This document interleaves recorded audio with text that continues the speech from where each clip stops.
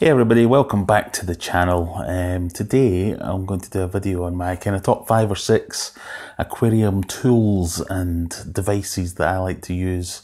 They help me out in the hobby and hopefully can help you out as well. And while I think about it, this might be the perfect time to mention these things could also be used as Christmas presents. So if you are any of my children, these are the things that you should be buying me for Christmas. And if you've got a mum or a dad or a brother or a sister or anyone else that's into fish keeping, check out the links in the description. You can buy them some of this stuff as well. If this is your first time here, please consider subscribing on that button down below. Really helps me out, and then you won't miss any more videos in future.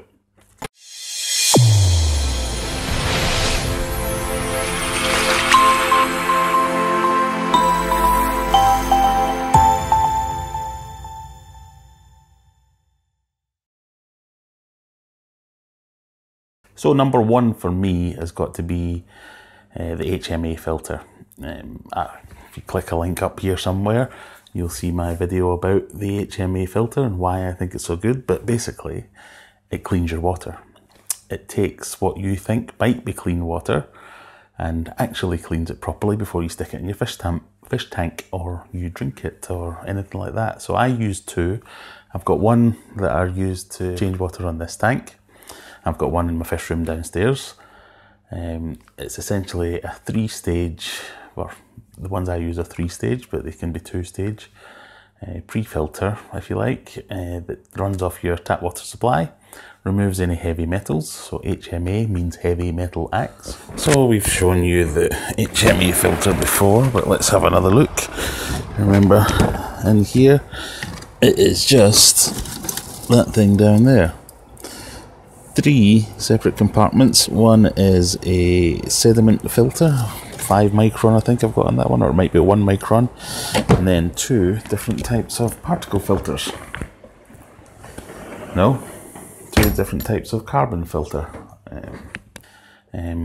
Again, check out this video if you want to see Mark Evenden, who's the man that coined the phase. Explain a little bit more about them, but they make your water safe to go into your aquarium. You don't need any dechlorinator or need to worry about any nasty toxins in your water. They're just a great thing, and they make water changes so much easier, especially if you are a fish keeper who does a lot of water changes.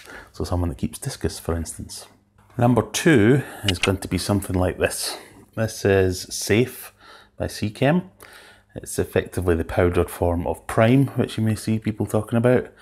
It's a highly concentrated dechlorinator and toxin remover for your water.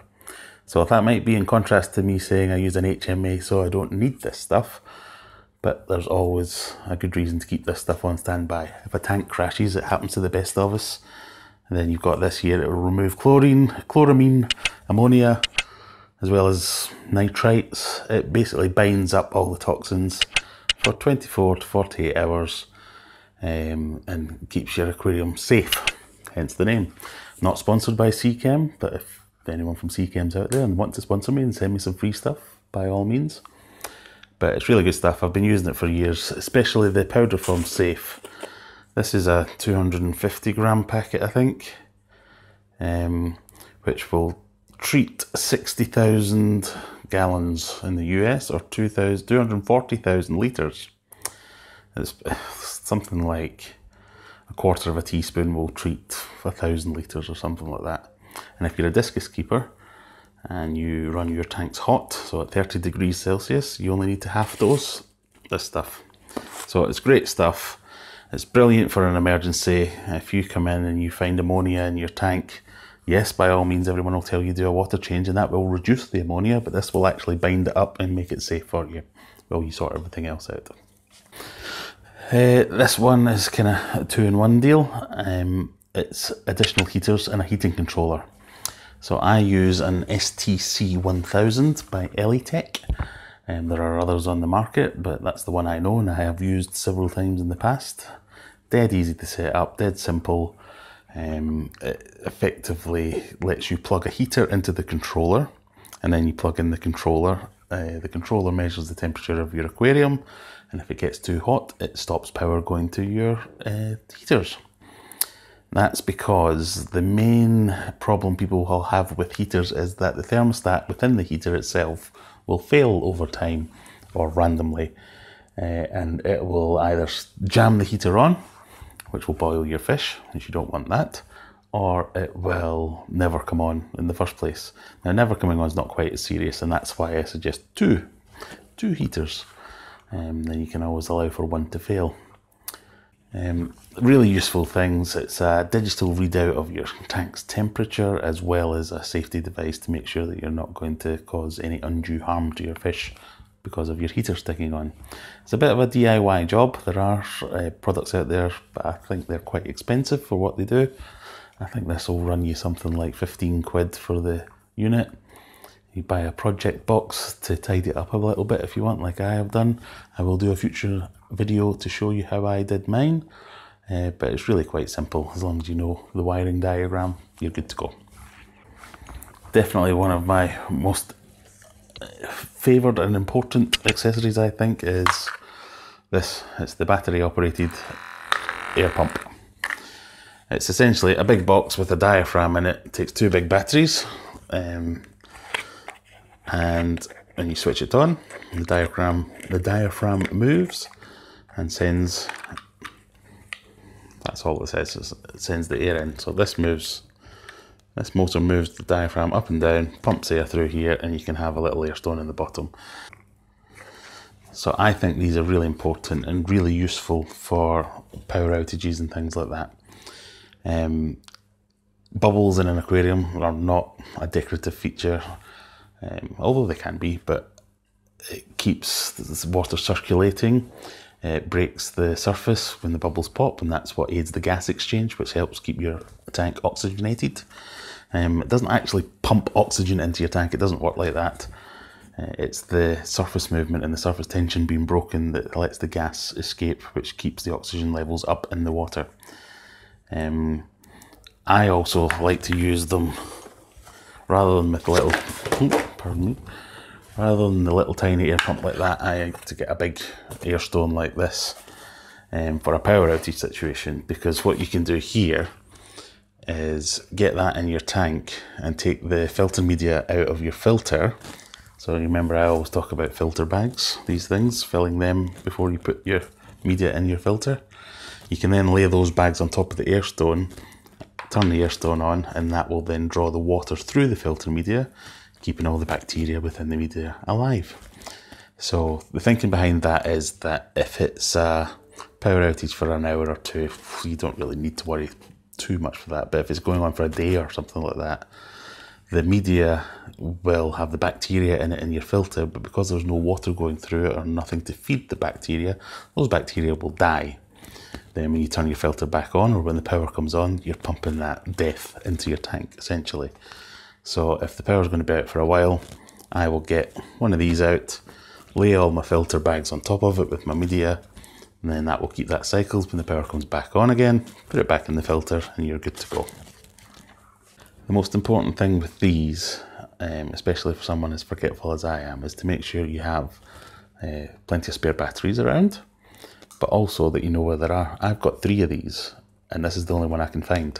And it took me a good 10 minutes to find this for the video. So obviously not ideal in a power out situation if it was dark. So keep them where you keep all your other emergency stuff, like your torches or candles or whatever, and make sure you have lots of batteries on standby. So that brings me on nicely to my other really useful thing. These things, they cost a couple of quid. Use them in any situation. If it's a sump, if it's a canister filter, a hang-on back, even an internal filter usually. You fill the bag with the media that goes in the filter, and then you put the bag and everything in the filter. So as you'll see in my sump, that's what I do here. I do it in all my aquariums, meaning that if I ever need to cycle a new aquarium, I can just lift the bag out and pop it in the new filter. If I have a power outage, I can sit the bag on top of an air filter. Really useful things, and dead cheap, dead easy. Some planting tools and tongs. So generally you get these things in packs of 3. They'll have bent tweezers, straight tweezers, and long scissors.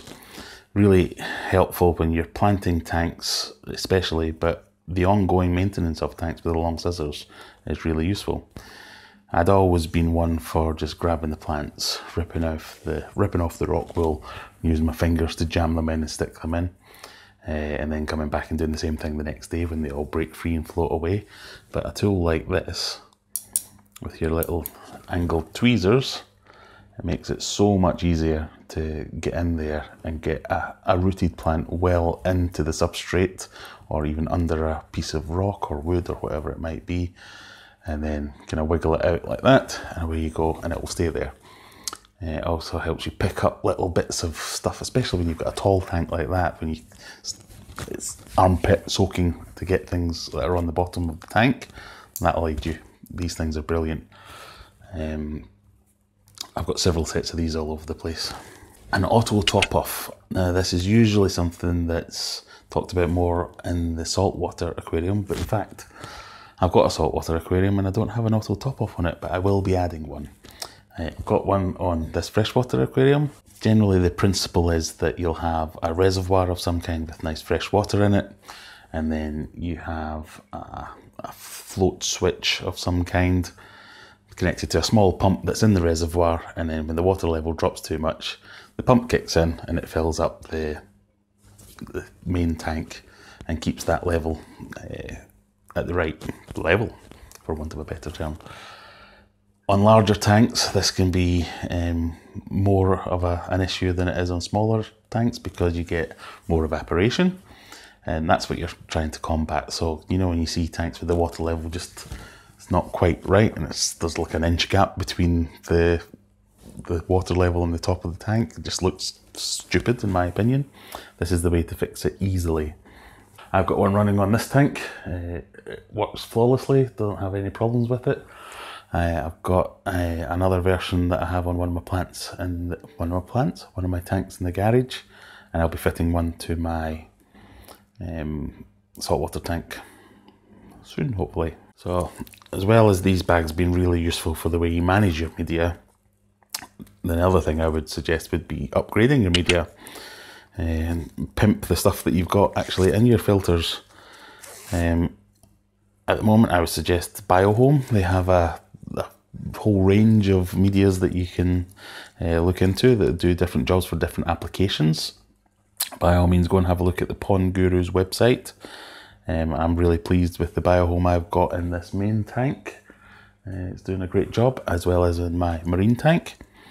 I'm not sponsored by Pond Guru or BioHome or anything like that, and I have asked and they said no. It shows you how confident they are in the product. So go along, have a look, check that stuff out. You'll see my other videos. I'll put links in there to the BioHome stuff and why it's meant to be so good. But you may as well have the best that you can get in your filtration. So I'll leave links in the description for all these things so as you can go and get them. Yes, they are affiliate links in the main part. But yeah, I've got fish to feed, so it doesn't cost you any more money that way. I'll leave a description. A link in the description. Like I say, I've used it for years. I'm not even going to use this bit of video because it's rubbish. Tips for now. Hey everybody, and welcome back to the... That's not working, is it? Hey everybody, welcome back to the channel. This is where you can find all the most important thing with these, I feel, is have some spare batteries. Oh, dog's going mad. The most important thing that... The most important...